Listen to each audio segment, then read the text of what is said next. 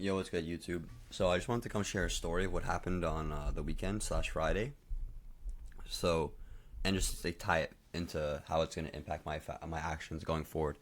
So, for those of you who don't know, I used to drive a red 2012 Ford Escape, and my last day driving was Friday. So, what happened was, and we'll pull up some pictures in here, and I'll give you a journey post as well in here. Journey post is on my private story on Snapchat where I was doing this style of content, minus the work things, way longer, like way before. It was like a whole year. But anyways, I'm driving and I was behind this like city bus. The city buses, they would drive like university students to and from the university. They'd go all the way as far as like 20, 30 minutes out to grab students, and then come all the way back. In Niagara, there's a Brock University School, and then there's one for like Niagara College. So the buses are constantly moving, and they're going to both places.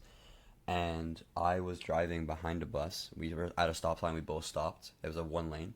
He went forward. I was about 10 or 15 feet behind him, and I was going about probably 25, 30 kilometers. I did 20, 25 probably kilometers an hour.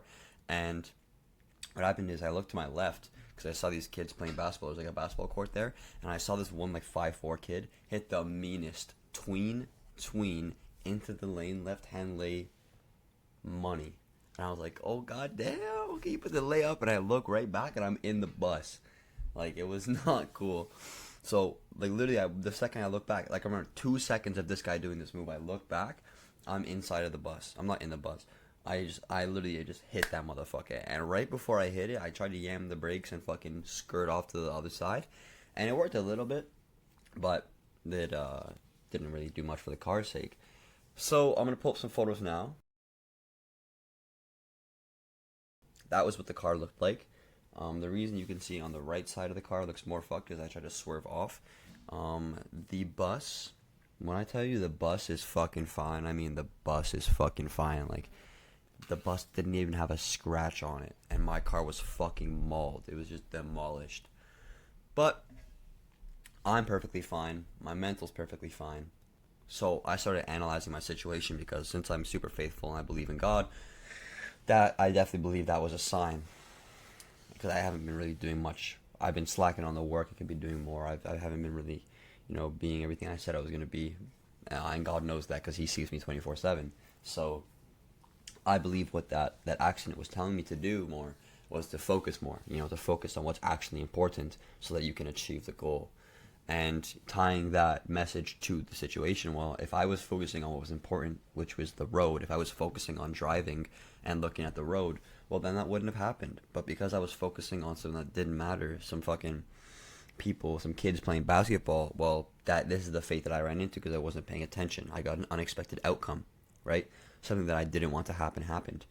And then applying that to my business life now, it's like I need to focus on doing these cold calls, focus on getting these clients, focus on stacking my money, and I need to focus on it now. And that's what God's trying to tell me. He's saying focus on this important shit now.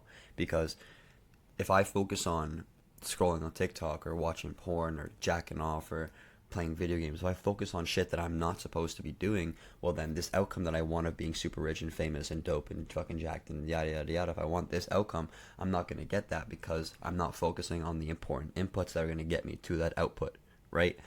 And now that I know, or that I learned that, I have to take a completely different. I have to go balls to the wall. I have to lock down even more, or lock in even more.